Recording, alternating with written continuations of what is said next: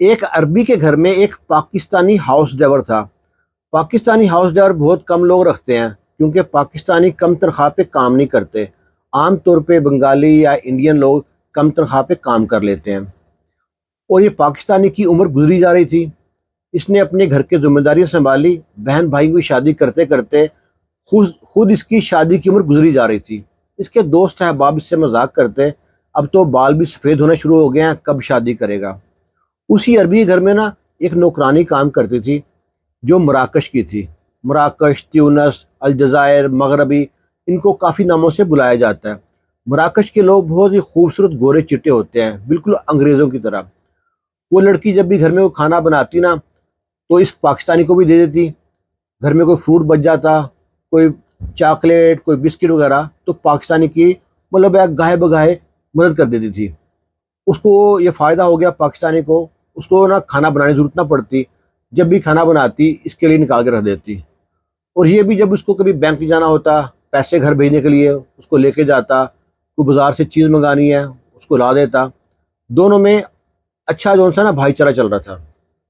اس پاکستانی کی نیت بہت صاف تھی، اس نے کبھی اس لڑکی کو غلط نظر سے نہیں دیکھا تھا۔ لازمی نہیں ہے کہ ہر گھر میں کوئی اگر ڈرائیور اور نوکرانی کام کرتے ہوں تو ان کا کوئی افیئر ہو۔ اچانک سے جو نوکرانی ہے نا اس کے پیٹ میں درد شروع ہو گیا۔ جب درد شروع ہوا تو جو اس کے کفیل لوگ ہیں اس نے پاکستانی سے کہا اس کو ہسپتال لے کے جایا کرو، جو اس کا علاج ہے وہاں پہ کرا لو۔ پہلے نوکرانی سے کہا کہ تم مراکش چلی جاؤ، وہاں پہ علاج کرا لو۔ وہ بیچاری غریب عورت تھی، ابھی کنواری تھی لڑکی وہ۔ اس نے سوچا کہ وہاں پہ جا کے علاج کرانا ہے اپنے پیسوں سے، یہاں پہ علاج ہونا ہے اس کا بالکل فری۔ جو گھر میں ڈرائیور کام کرتے ہیں اور نوکرانیاں ہوتی ہیں ان کا علاج سرکاری ہاسپٹل فری ہوتا ہے۔ اب یہ اس لڑکی کو ڈیلی لے کے جاتا ہاسپٹل، دوائی لے کے دیتا، گھر میں آتا، اس کو دوائی کا پوچھتا، دوائی کھائی ہے کہ نہیں کھائی، طبیعت کیسی ہے، حال چال پوچھتا رہتا، کچھ چیز لانی ہے لا دیتا۔ جب زیادہ بیمار ہو گئی، اس کے معدے میں کوئی السر مسئلہ ہو گیا تھا، السر ہو گیا تھا معدے میں۔ جب زیادہ بیمار ہوئی نا تو اٹھ نہیں سکتی تھی، تو یہ اس کے پاس جا کے اس کے گردن کے ہاتھ رکھ کے اس کو اٹھاتا بٹھاتا دوائی کھلاتا، سلسلہ چلتا رہا۔ آخر لڑکی مہینے ڈیڑھ بعد ٹھیک ہو گئی۔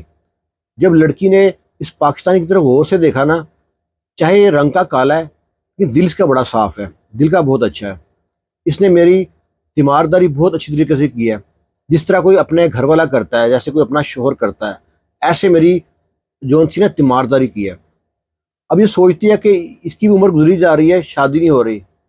اس نے نا اپنی میڈم سے پہلے ذکر کیا، اپنی میڈم سے جا کے کہتی ہے کہ میں آپ سے ایک بات کرنا چاہتی ہوں، اس کو آپ غلط مطلب مت لینا، یہ نہ ہو کہ بات سننے کے بعد آپ مجھے کام سے نکال دیں یا میرے کریکٹر پہ آپ انگلی اٹھائیں۔ وہ عربی عورت کہتی ہے ایسی کون سی بات ہے، تم اتنے سال سے میرے ساتھ کام کر رہی ہو، ہم نے تمہیں آج تک کبھی پرایا نہیں سمجھا، اپنی بیٹی ہی سمجھا ہے۔ وہ کہتی ہے کہ جب میں بیمار ہوئی تھی نا، جو پاکستانی ہے اس نے میری بہت خدمت کی، اتنی خدمت کوئی اپنا ہی کر سکتا ہے، اس کا دل بہت اچھا ہے۔ تو وہ عورت کیا، وہ جو عربی عورت ہے وہ کہتی ہے ہم جانتے ہیں، اس کو ہمارے ساتھ کام کرتے ہوئے 15 سال ہو گئے ہیں، جب یہ یہاں پہ آیا تھا داڑھی مچھ بھی نہیں تھی، اب تو بال بھی اس کے سفید ہونے شروع ہو گئے ہیں۔ وہ جو نوکرانی ہے نا وہ کہتی ہے مجھے یہ پاکستانی بہت اچھا لگتا ہے، حتیٰ کہ میری زبان نہیں سمجھتا، مراکش کی زبان دوسری ہے کچھ، پر میں چاہتی ہوں میں اس سے شادی کر لوں۔ پر میں چاہ رہی تھی پہلے میں آپ سے بات کر لوں، یہ نہ ہو کہ مجھے جب کہیں اور سے بات معلوم پڑے آپ کو تو آپ ہم دونوں کو ہی نکال دیں یہاں سے کہیں۔ عربی عورت کہتی ہے تم نے اچھی بات کی ہے کہ جو بات تمہارے دل میں تھی میرے سامنے کر دی، میں تمہارے جو اپنا شوہر ہے نا اس سے بات کروں گی۔ اس لڑکی کا بھائی بھی نا ریاض شہر میں کسی ہوٹل پہ کام کرتا تھا، تو اس نے اپنے بھائی سے بھی بات کی فون پہ، اسے سارا واقعہ بتایا، بھائی کو ہی معلوم تھا بہن بیمار ہے۔ وہ کہتا ہے ٹھیک ہے پہلے میں آ کے پاکستان کو دیکھوں گا اس کے بعد بات کریں گے۔ اس کا بھائی آتا ہے ادھر، ابھی تک پاکستانی کو کچھ معلوم نہیں ہے، نہ پاکستانی سے لڑکی نے بات کی نہ میڈم نے بات کی۔ لڑکی کے بھائی نے کہا پہلے میں آ کے پاکستانی کو دیکھوں گا، مجھے اچھا لگا تو میں تمہیں آگے بات خود چلا لوں گا، تمہاری میڈم نے اوکے کر دیا اگر اوکے کر دیا، بس تم نے اس سے بات نہیں کرنا۔ اس کا بھائی ریاض سے آتا ہے، پاکستانی کے پاس روم میں رہتا ہے 2 4 دن، اس کی عادتیں دیکھتا ہے، وہ سگریٹ پانی، موبائل پہ کوئی غلط سائٹ پہ چیک تو نہیں کرتا، آوارہ گرد تو نہیں ہے۔ جب اس نے دیکھا 2 4 دن اس کے روم میں رہا کیونکہ اور تو جگہ نہیں تھی گھر میں کوئی بھی، تو ڈرائیور کے روم میں جگہ خالی تھی، وہاں پہ 2 3 3 دن 4 دن اس کے ساتھ رہا، اسے فری گپ شپ کی، اس سے پوچھا کہ فارغ ٹائم میں کیا کرتے ہو. جو اسے تسلی ہو گئی نا کہ میری بہن کے لیے بندہ پرفیکٹ ہے، اس نے اپنی بہن سے کہا بھائی میری طرف سے اوکے ہے، اب تو جو ہے نا اب خود میڈم سے بات کر لے اور میڈم اس سے بات کریں گی. پھر میڈم نے، اس کی کفیل نے اور کفیل کی بیوی نے، دونوں نے پاکستانی کو بلایا.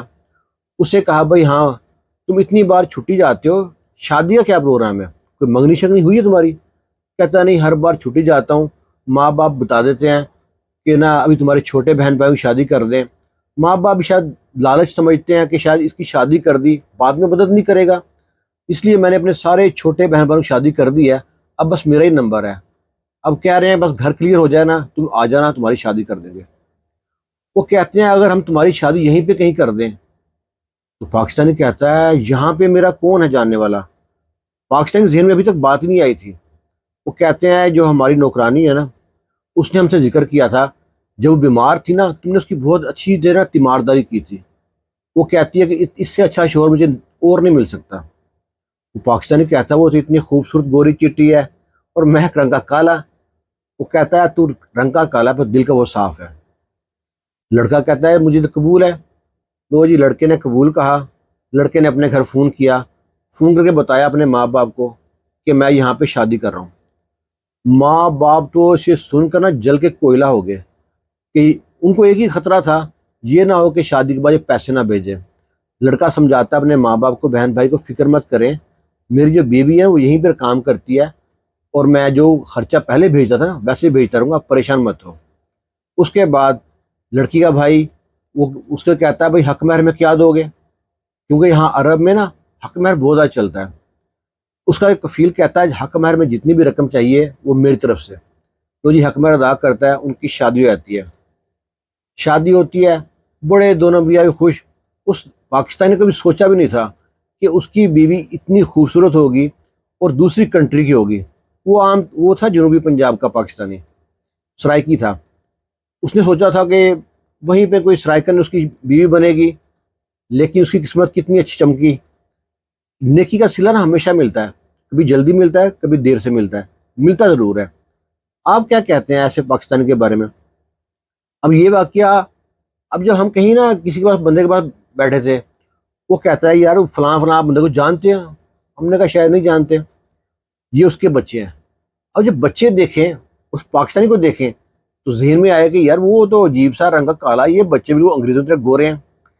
تو انہوں نے بتایا کہ یہ پاکستان جس گھر میں کام کرتا تھا اس گھر کی نوکرانی کو اس سے پیار ہو گیا، اس نے میڈم سے کہہ کے اسے شادی کی ہے، یہ اس کے بچے ہیں اتنے گورے چیٹے.